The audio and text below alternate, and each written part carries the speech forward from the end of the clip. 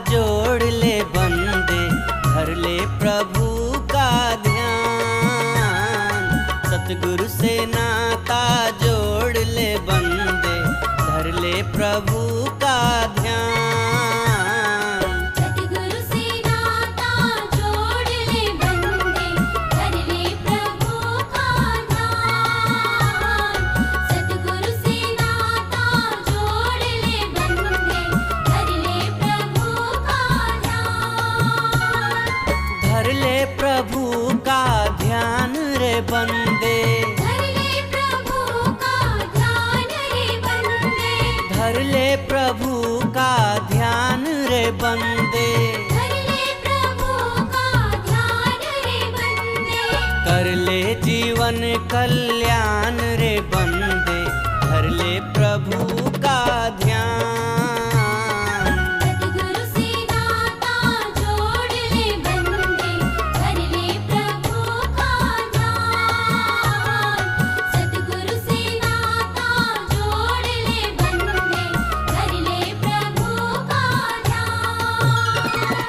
महाराज जी ने जो श्वास के बारे में बताया, जो अनमोल श्वास के बारे में बताया है, वो किसी ने मेरे को पहले अपने जीवन में नहीं बताया है। उनके एक एक शब्द हमारे लिए एक बहुत बड़ा उपहार है। जब से मैंने ज्ञान लिया है, मेरे जीवन में बहुत ही परिवर्तन आया है और खुशहाली ही खुशहाली आई है। सच में गुरु महाराज जी, मेरे जीवन में इतना आनंद आया, इतनी खुशी हुई, मैं ऐसे लगता है जिसको मुझे तलाश थी वो चीज़ मुझे मिल गई। प्रभु कृपा से नर तन पायो, प्रभु कृपा से नर तन पायो। इस साधन का लाभ उठाओ। इस साधन का लाभ उठाओ। प्रभु कृपा से नर तन पायो, इस साधन का लाभ उठाओ। बन जाएगा तू महान रे बंदे, कर ले जीवन कल्याण। सतगुरु से नाता जोड़ ले बंदे, धर ले प्रभु का ध्यान। सतगुरु से नाता जोड़ ले बंदे, धर ले प्रभु का ध्यान। महाराज जी ने हमको ये ज्ञान रूपी जो गहना दिया है, मेरे हृदय को गदगद कर दिया। जब महाराज जी के संसर्ग में आई तो पता चला कि असल में ज्ञान क्या है और उसका आनंद क्या है। महाराज जी का बहुत बड़ा आभारी हूँ कि उन्होंने मुझे ज्ञान देके जीवन को समझने का मौका दिया। महाराज जी एक ऐसे व्यक्ति है जो मुझे इतना प्रेम दिए हैं कि मुझे और किसी के प्रेम की जरूरत ही नहीं। माया मोह से आंखें खोलो, माया मोह से आंखें खोलो। सतगुरु संत शरण में होलो। सतगुरु संत शरण में होलो। माया मोह से आंखें खोलो, सतगुरु संत शरण में होलो। पाओगे पद निर्वाण रे बंदे, कर ले जीवन कल्याण। सतगुरु से नाता जोड़ ले बंदे, धर ले प्रभु का ध्यान। सतगुरु से नाता जोड़ ले बंदे, धर ले प्रभु का ध्यान। परमानंद की जो असीम भावनाओं को आपने हमारे जीवन में दिया है, इसके लिए मैं आपको धन्यवाद देने के लिए मेरे पास शब्द ही नहीं। मैं सोच भी नहीं सकता था कि ज्ञान का इतना बड़ा परिवर्तन मेरे जीवन में आएगा। महाराज जी ने ज्ञान को द्वारा कृपा करके उस अलग पुरुष अविनाशी चीज के साथ मेरे को जोड़ दिया और मैं गदगद हूँ। देखो देखो नर और नारी, देखो देखो नर और नारी। आज है संत की महिमा भारी। आज है संत की महिमा भारी। देखो देखो नर और नारी, आज है संत की महिमा भारी। देते हैं आत्म ज्ञान रे बंदे, कर ले जीवन कल्याण। सतगुरु से नाता जोड़ ले बंदे, धर ले प्रभु का ध्यान। सतगुरु से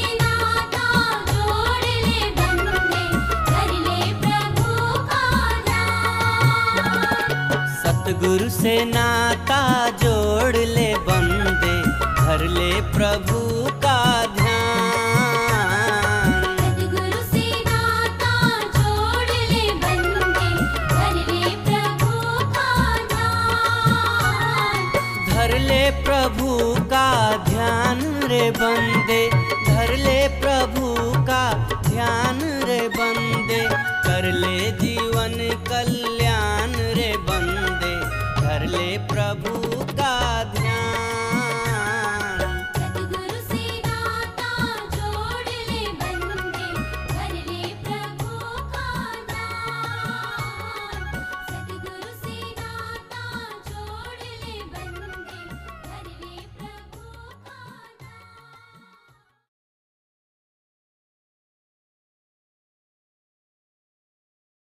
एक गरीब आदमी था।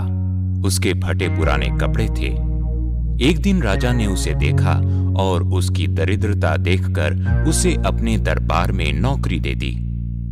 वो धीरे धीरे मेहनत करते करते वहीं एक छोटा मंत्री बन गया। यह सब देखकर दरबार में सब लोगों को उससे ईर्ष्या होने लगी। उसके पास एक कमरा था जहां पर सिर्फ एक संदूक रखा था और वहीं पर वह सबसे ज्यादा समय बिताता था। यह सब देखकर ईर्ष्यालु लोगों को उस पर शक हुआ और उन्होंने राजा को सब कुछ बता दिया। राजा को उस आदमी पर भरपूर प्रेम और विश्वास था। यह बात सुनकर उसे बड़ा धक्का लगा। राजा ने उसे रंगे हाथों पकड़ने का विचार बनाया और एक दिन उसके पीछे पीछे चल पड़ा। जब वह आदमी उस कमरे में गया तो राजा ने सोचा, आज तो ये पकड़ा गया। तभी राजा ने दरवाजा खटखटाया। आदमी ने दरवाजा खोला और राजा का स्वागत करते हुए कहा, आइए महाराज। राजा ने संदूक देखा और सोचा, इसी संदूक में चोरी का सारा धन छिपा है। यह सोचकर राजा ने मंत्री से कहा, इस संदूक में क्या रखा है? महाराज, इसमें आपके काम की कोई चीज नहीं है। इसे देखकर आप क्या करेंगे? राजा ने कहा, नहीं, मुझे देखना है। मंत्री जितना मना करता गया, राजा का शक उतना ही बढ़ता चला गया। राजा ने कहा, इसमें सोना वोना जरूर रखा हुआ है। वो सब मेरे महल से चोरी किया हुआ है। मुझे दिखाओ इसमें क्या है। यह मेरी आज्ञा है। मंत्री ने यह सुनकर झट से संदूक खोल दिया। खुला संदूक देखकर राजा को बहुत ही धक्का लगा। उस संदूक में सिर्फ फटे पुराने कपड़ों के अलावा कुछ नहीं था। राजा ने कहा, ये क्या है? महाराज, जिस दिन आपने मुझे महल में नौकरी दी थी, तब मैंने यही कपड़े पहने हुए थे। मैं रोज इस कमरे में आकर ये कपड़े एक पल के लिए पहनता हूं और फिर वापस इन्हें यही संदूक में रख देता हूं, क्योंकि मैं यह नहीं भूलना चाहता कि मैं कहां था और अब मैं आपकी कृपा से कहां आ गया हूं।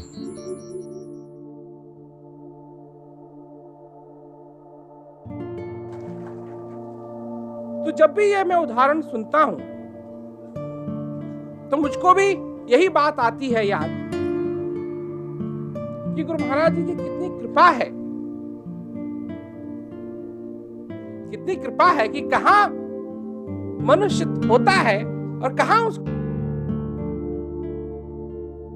पहुंचा देते हैं। परंतु जब वहां पहुंचने के बाद मनुष्य उन चीजों को भूलने लगता है जो उसकी बुनियाद है,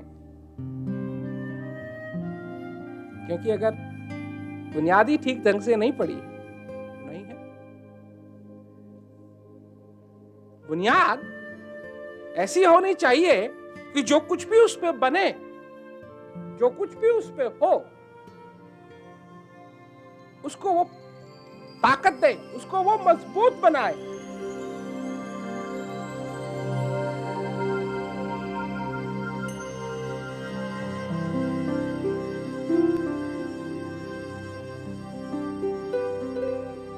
जो कुछ भी हम पाते हैं ज्ञान से,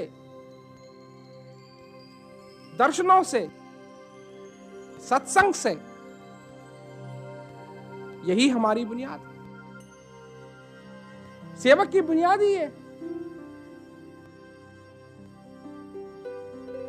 और सेवक लेता जाए, जो उसको दिया जा रहा है उसको वो लेता जाए, उसको ग्रहण करता जाए, उसकी बुनियाद और मजबूत हो।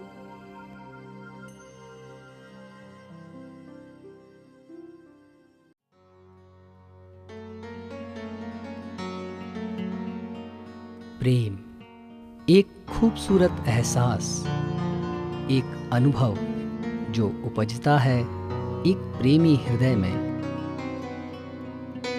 जीवन में जिस तरह महत्व है प्रेम का, उसी तरह जरूरी है उस प्रेम की अभिव्यक्ति, उस प्रेम का इजहार। इतिहास के पन्नों को पलट के देखें तो भक्तों द्वारा प्रेम को प्रकट करने की कई मिसालें मिलती हैं। मीराबाई ने प्रेम के लिए अपना सर्वस्व न्यौछावर कर दिया।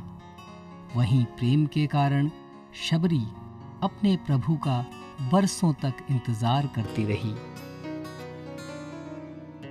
प्रेम की ये परंपरा सदियों से चली आ रही है। आज भी हर प्रेमी हृदय में वो प्रेम हिलोरे मार रहा है। और धन्य है वो प्रेमी जिन्होंने अपने प्रेम को प्रकट किया है, अपने प्रेम का इजहार किया है सेवा के माध्यम से, प्रचार में सहयोग करके। भारत के एक छोटे से हिस्से में सिमटे इस संदेश को महाराज जी ने अपने प्रयास से पूरे संसार में फैलाया। इस महान कार्य में शामिल हुए वो प्रेमी जो अपने हृदय में उमड़ते हुए प्रेम को व्यक्त करना चाहते थे। ये उनके प्रेम का इजहार था कि वे महाराज जी के संदेश को ले गए घर घर, गली गली, गांव गांव और शहर शहर। आज ये उन्हीं में से किसी एक प्रेमी के प्रयास का फल है कि हमें भी ये संदेश सुनने को मिला और मिला ज्ञान का ये सुंदर उपहार। जब जब इस संदेश को लोगों तक पहुंचाने के लिए योजनाएं बनती हैं, तो हम प्रेमियों को मिलते हैं सेवा के नए अवसर। प्रेमियों के सहयोग और उनकी सेवाओं का ये परिणाम है कि आज कार्यक्रम के लिए सारी सुविधाएं बन पाईं और जगह जगह कार्यक्रम हुए। प्रेमियों द्वारा मिलकर की गई सेवाओं से पूरे भारत में आज कहीं भी कार्यक्रम संभव हैं।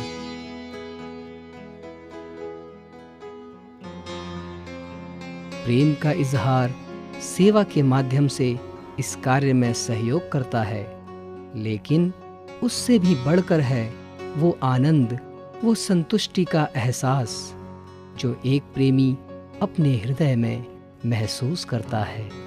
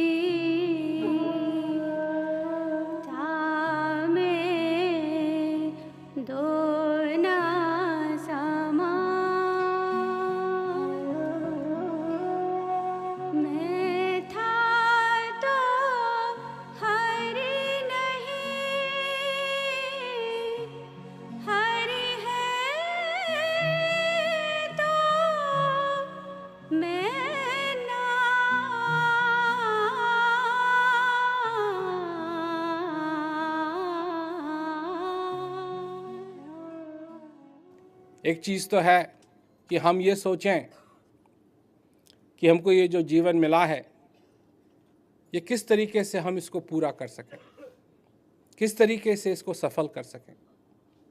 तो एक तो बात यह है, परंतु इस बारे में ज़्यादा लोग नहीं सोचते। सोचते ये हैं लोग कि हमारी उन्नति कैसे हो।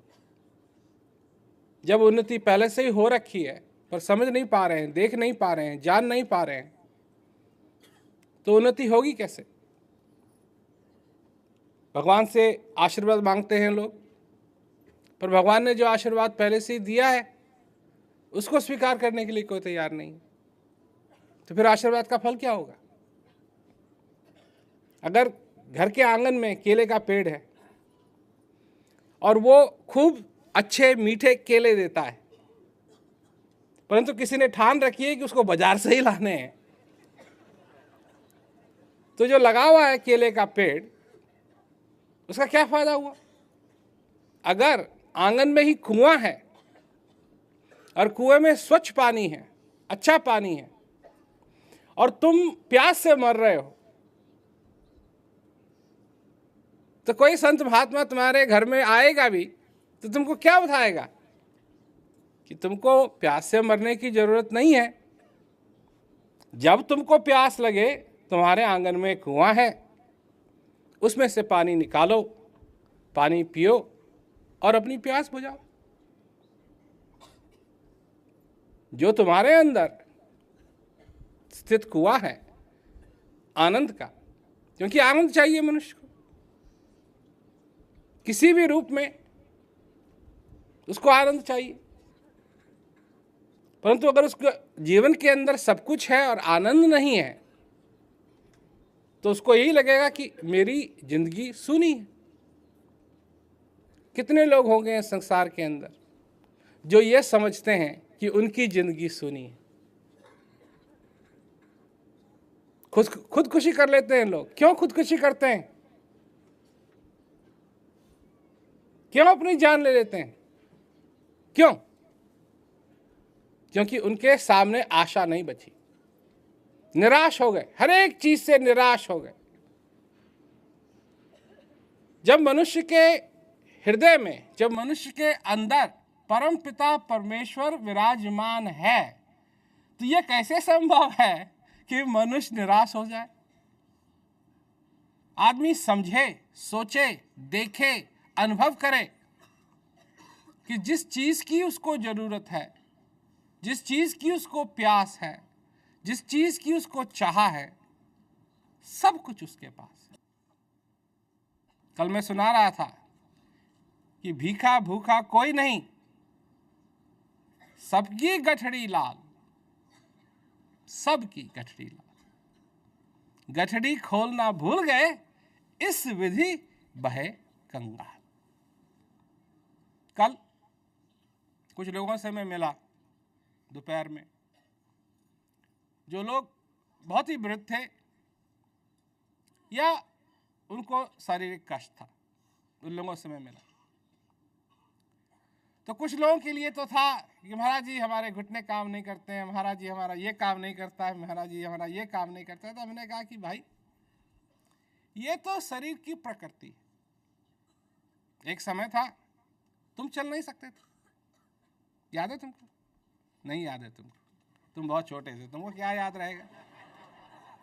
हम लोगों को सिर हिलाने की आदत आ जाती है पर तुम चल नहीं सकते थे, तुम बैठ नहीं सकते थे, तुम चल नहीं सकते थे, तुम बोल नहीं सकते थे, तो तुमको याद नहीं है। और जब तुम बच्चे को देखते हो तब तुमको होश आता है कि हो सकता है मेरे साथ भी यही हुआ।